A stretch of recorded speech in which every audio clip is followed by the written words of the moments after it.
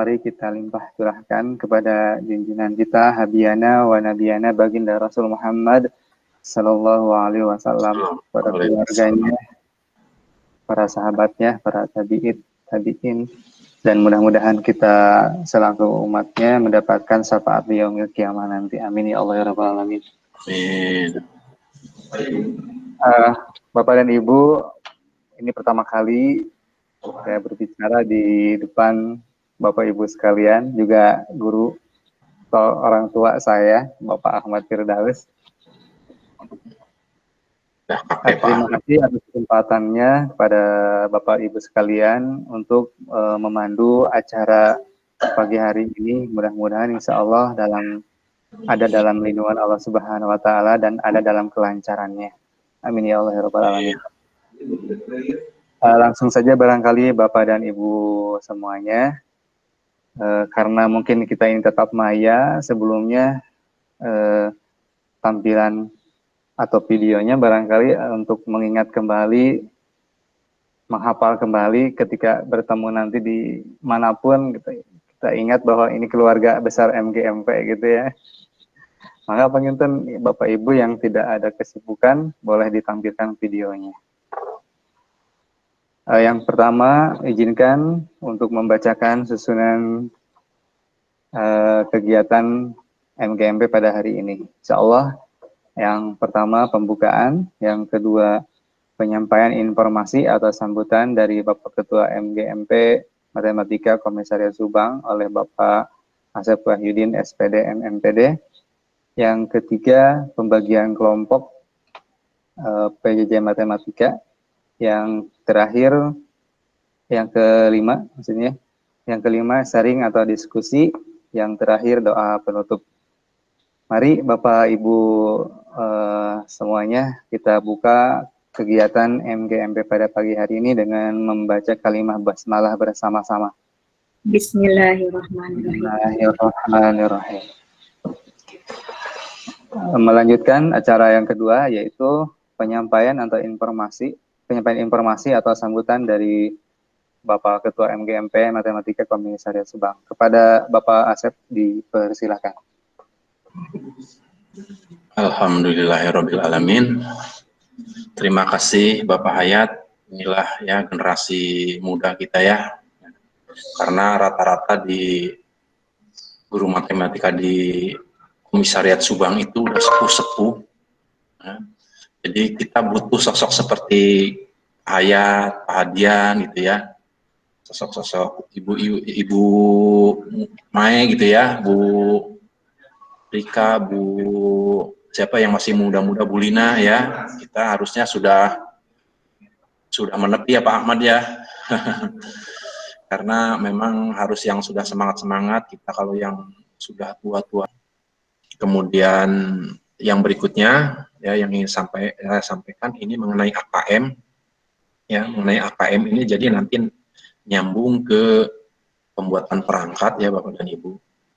Jadi karena UN sekarang sudah tidak ada, ya, sekarang penilaian untuk standarisasi atau untuk pemetaan itu kita menggunakan AN, asesmen nasional, di mana asesmen nasional ini terdiri dari 3 bagian utama, yaitu AKM, kemudian survei karakter, dan survei lingkungan pendidikan. Kalau saya cermati ini bagus. Kenapa? Karena selama ini kurikulum 2013 itu kalau dengan UN saja itu tidak nyambung, ya. Karena kalau dengan UN saja itu yang dievaluasinya hanya kognitif siswa saja. Itu sementara karakternya dan lingkungan pendidikannya tidak dievaluasi. Jadi tidak adil, kita hanya menggenjot belajar siswa saja, hasil belajar siswa, sementara kitanya sendiri tidak digenjot untuk memperbaiki sistem pembelajaran. Nah, ternyata dengan AN ini, asesmen nasional ini, ya hasil AN ini justru capaiannya langsung ke semuanya, ya, ke siswa, ke guru, dan ke sekolahnya, lingkungannya. ya, termasuk mungkin para penanggung jawab kependidikan juga, karena itu kalau untuk tingkat nasional digunakannya untuk pemetaan. Nah, dalam hal ini, dalam hal AKM ini, saya ingin menyamakan persepsi dengan Bapak dan Ibu semua, ya. Jadi mulai dari sekarang kita menitik beratkan pada soal-soal yang ada di AKM, ya. Nah, untuk kompetensi numerasi dan literasi, ya, ini numerasi dan literasi dasar, memang ini sangat menunjang Bapak dan Ibu, ya, karena dimanapun literasi dan numerasi ini dibutuhkan, di mata pelajaran apapun dibutuhkan, ya, apalagi bagi pelajaran kita matematika, ya. Nah, untuk itu saya mengharapkan nanti dalam satu pembagian tugas itu saya ingin sampai nanti pembuatan RPP-nya sampai ke soal untuk tes formatifnya. Nah, saya ingin kalau soal tes formatifnya itu berbasis soal-soal AKM, ya, soal-soal AKM, ya. Di sini banyak contoh-contohnya Bapak dan Ibu. Ini saya berusaha sampaikan, nanti Bapak dan Ibu silahkan saja masuk ke ini Bapak dan Ibu, ke contoh-contoh soal ini. Nah, ini hasil Puspendik Kemdikbud.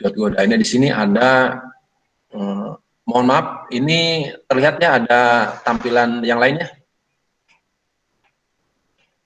Bapak dan Ibu bisa dilihat ini, saya menampilkan jendela lain. Ya, ada Pak. Oke. Nah, di sini Bapak dan Ibu banyak contoh-contoh soal, ya. Nah, kalau untuk numerasi ini kita, ya, numerasi ini di SMP ini kita hanya level 4 Bapak dan Ibu, ya. Bentar, sedang loading. Nah, untuk matematika ini kalau nggak salah ada 4 kemampuan dasar, ya, yaitu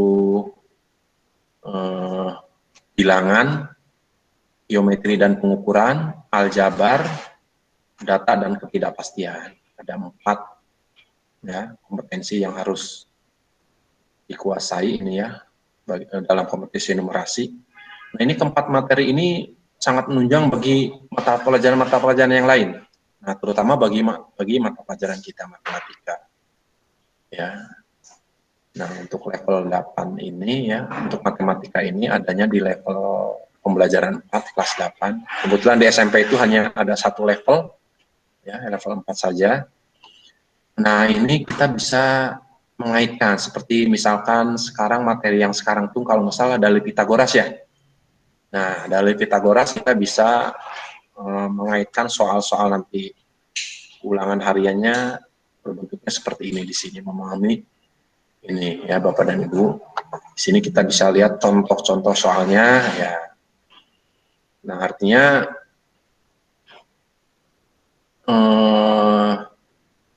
tidak salahnya kita mengikuti bentuk-bentuk AKM yang ini, karena apa? Karena nanti kita juga mempunyai AKM, dan artinya sekaligus kita memberikan kemampuan dasar literasi dan numerasi pada siswa kita, ya, karena dengan bentuk-bentuk soal ini, ya, siswa itu harus membangun informasi yang lengkap. Ini, maaf, ini lelet ini.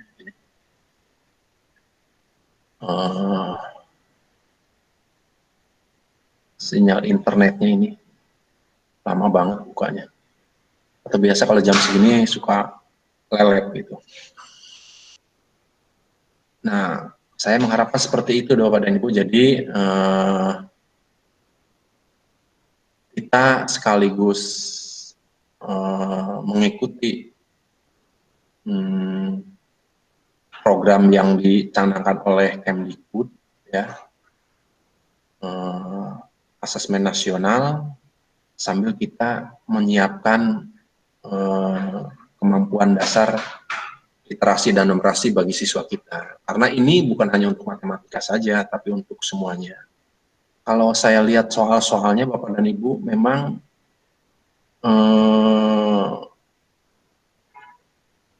kelihatannya akan menyulitkan bagi kita. Tapi kalau tidak kita coba, ya dari sekarang, ya kasihan anak-anak kita nantinya kemampuan literasi dan numerasinya itu akan repot nanti untuk di masa depannya. Karena hasil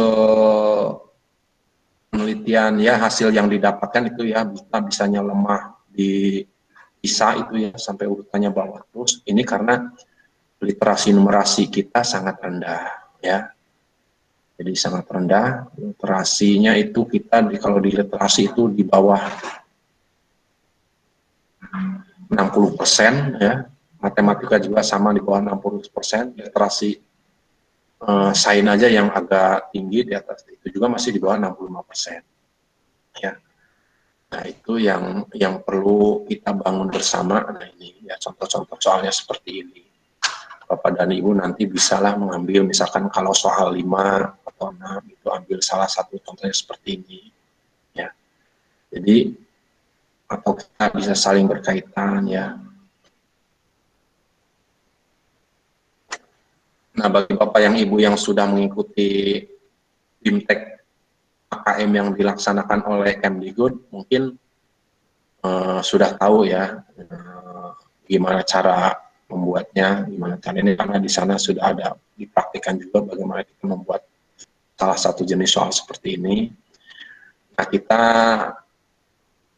mengarah ke sini Bapak dan Ibu ya, karena walau bagaimanapun hasil akhir itu harus sesuai dengan tujuan pendidikan nasional ya.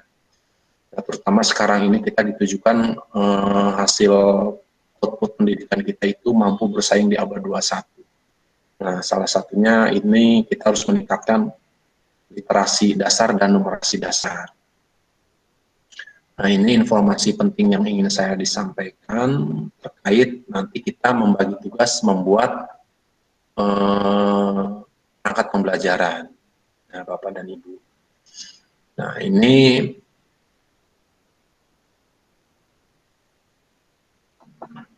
perlu diajari oleh kita bersama dari awal dulu, ya Bapak dan Ibu. Silakan nanti itu masuk ke tadi Bapak dan Ibu. Nanti linknya saya bagikanlah di GWA kalau yang tidak punya. Tapi kalau sekarang mah di Mbah Google gampang sekali Bapak dan Ibu. Ya, tinggal klik aja panduan AKM atau apa nanti bisa muncul. Ya. Nanti saya lihat dulu, takut lupa saya apalagi yang ingin saya bagikan. BIMTEK AKM akun Google Suite, penjaringan guru penggerak. Nah, sudah semua Bapak dan Ibu ya. Di sini saya sudah berbicara juga